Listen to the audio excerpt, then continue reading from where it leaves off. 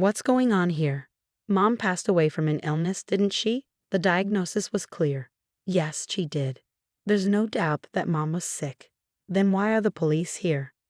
My name is Catherine.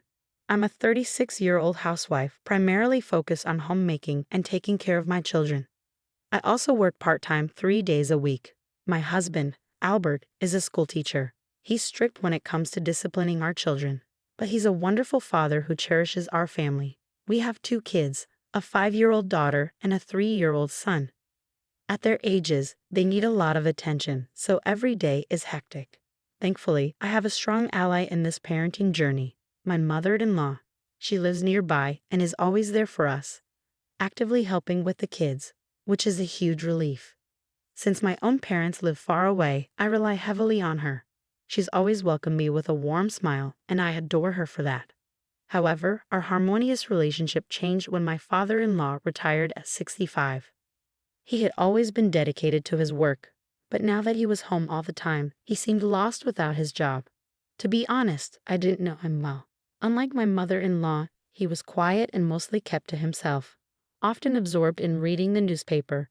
But after his retirement, I was taken aback by how controlling he became, always keeping a close eye on my mother-in-law. It might sound harsh to say he was watching her, but that's how it seemed. He would criticize the way she washed dishes or folded laundry, and I couldn't help but think, asterisk, if you have so many opinions, why don't you do it yourself, asterisk. He was constantly hovering around her, giving unsolicited advice. At first, she would argue back, but over time, she just seemed to give up and stayed silent. She even stopped her morning walks because he insisted on joining her. He watched her every move, even when she was gardening. I could see her spirit fading away. I tried inviting her out for shopping or lunch to cheer her up, but he would always tag along, making it impossible to enjoy the carefree chats we used to have. Our conversations were either interrupted by him or cut short because he wanted to leave early. Gradually, I found myself avoiding visits to their home. I discussed this with Albert multiple times. He would occasionally check on them, but he couldn't get his dad to stop this overbearing behavior. Albert often said, "I'm thinking of getting them divorced. It's too hard on Mom." But Albert's 2 sisters strongly opposed the idea. They had moved away and weren't aware of the current situation. We spent our days worrying about what was going on. One day, after a long time, I visited them. "Is everything okay, Mom? You look pale." I noticed she seemed unwell and was sweating. "My back has been hurting since morning," she replied. "We should go to the hospital." "Where's your health insurance card?" I asked. "It's not necessary. I think it's getting better. I just need to rest a bit." But she didn't look well and seemed to be in a lot of pain. I said she's fine. Maybe she just hurt herself somehow. I'll take care of her. "Catherine, you should go home," my father-in-law insisted. "But," I said, "leave," he yelled. Despite being shouted at, I stood my ground. My mother-in-law forced a smile and said, "Catherine, it's okay. I'll just lie down and rest. Don't worry." Reluctantly, I decided to step back for the moment, planning to call Albert. Once he returned, I intended to take her to the hospital, even if it meant forcing her. By the time I realized this decision was a grave mistake, it was too late. I still regret that moment. After leaving their house, I called Albert and explained the situation. He said he would leave work early. I also reached out to my sister-in-law, telling her something was off with Mom, but Dad was refusing to take her to the hospital. I asked her to persuade him. About an hour later, when Albert returned, we rushed to their house. Pushing past my father-in-law, we found my mother-in-law unconscious in her bedroom. Realizing it was too risky to drive her ourselves, we called an ambulance. Still, my father-in-law was shouting, "You're overreacting. This is a nuisance." Soon the ambulance arrived and they took her away. Albert and I followed in our car. My father-in-law didn't come. A while later at the hospital, my sister-in-law arrived. "Is Mom okay?" Dad wouldn't tell me anything. "Catherine, I'm so sorry," she said. "Why is everyone making such a big deal?" My father-in-law grumbled. Their reactions were so different that I was shocked. Seeing my mother-in-law unconscious, yet watching how calm Charmaine was, made me distrustful. Not long after, we were informed that she had passed away. The doctor said there must have been various symptoms leading up to this, And when asked why we hadn't brought her to the hospital sooner, I couldn't answer. I regretted not visiting them more often, not noticing the changes in her. I wished I had forced her to the hospital when I had the chance. When I saw her earlier, tears wouldn't stop. Both Albert and Joanna tried to comfort me, insisting that it wasn't my fault, but their consoling words only made me cry harder. The thought of them comforting me, especially after losing their mother, was overwhelming. Despite our grief, we were immediately swamped with the tasks of preparing for the wake and funeral, contacting relatives, and making arrangements. Maybe these responsibilities should have fallen to her natural children. But I wanted to be as involved as possible. I loved her deeply, and taking part in these preparations felt like the least I could do for her. Amid the whirlwind of tasks and overwhelming sorrow, my memories of that time are mostly a blur. What I do remember clearly is what happened after the funeral. Albert, Charmaine, Joanna, and I, along with our families, gathered at the house. Albert and I were cleaning out her room. As usual, perhaps even more so now, my father-in-law did nothing. He carried on as if nothing had changed, occasionally asking for help with chores, which Albert always declined. From the living room, we could hear the children playing. The rest of the family was either cleaning or taking time to relax. As I sorted through her clothes, slowly beginning to regain my sense of reality, I found myself keeping more items than I discarded. When I opened a drawer filled with small items, like handkerchiefs, I noticed something odd, a false bottom. Out of curiosity, I lifted it and discovered a diary, neatly written and carefully hidden. I felt a wave of guilt, but I couldn't help myself. I skimmed through the pages, and what I found shocked me. My heart raced as I quickly showed the diary to Albert. His expression shifted from shock to anger as he read. "What is this?" Albert whispered, visibly shaken. "I'm sorry," I replied, feeling sick with dread. "Based on what I've read, I think we need to report this immediately." Albert pleaded with me to wait, but I couldn't ignore what I had seen. I immediately called the police. According to the diary, my mother-in-law had been abandoned by him. If what she wrote was true, there was more to her death than we had realized. About 30 minutes later, the doorbell rang.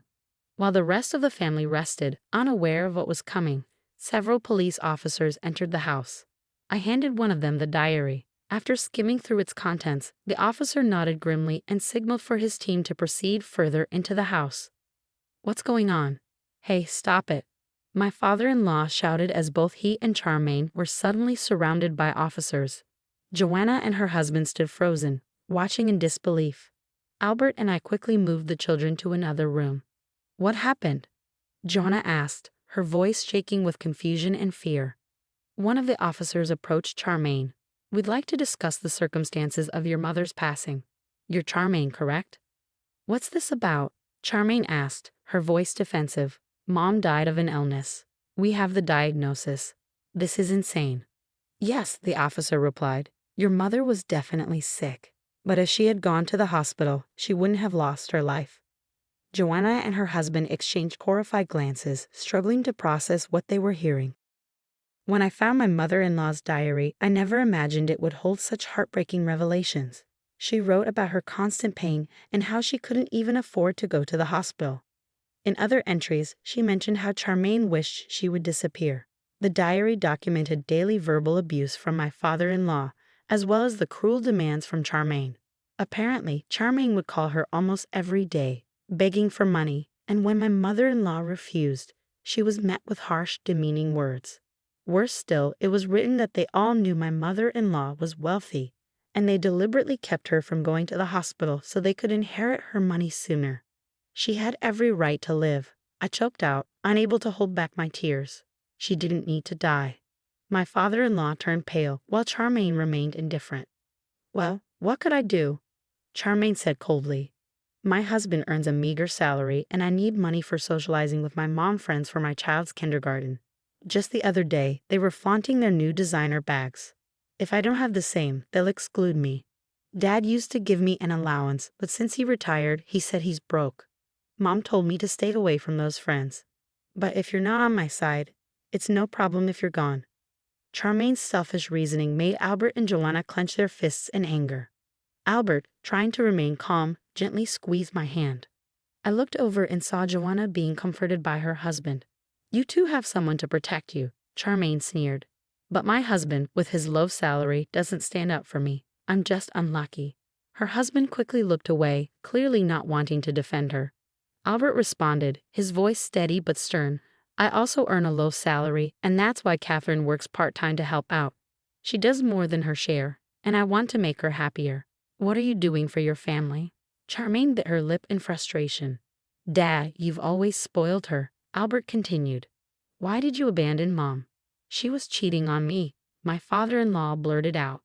"You might not even be my son. She got what she deserved." "When did she cheat?" Albert asked, disbelief in his voice. "You've been following her around constantly since you retired. When would she have had the chance?" She did it behind my back. Just last Sunday, she met her lover." "Weren't you with Mom last Sunday? You're always with her. How long were you apart?" I followed her everywhere," my father-in-law stammered.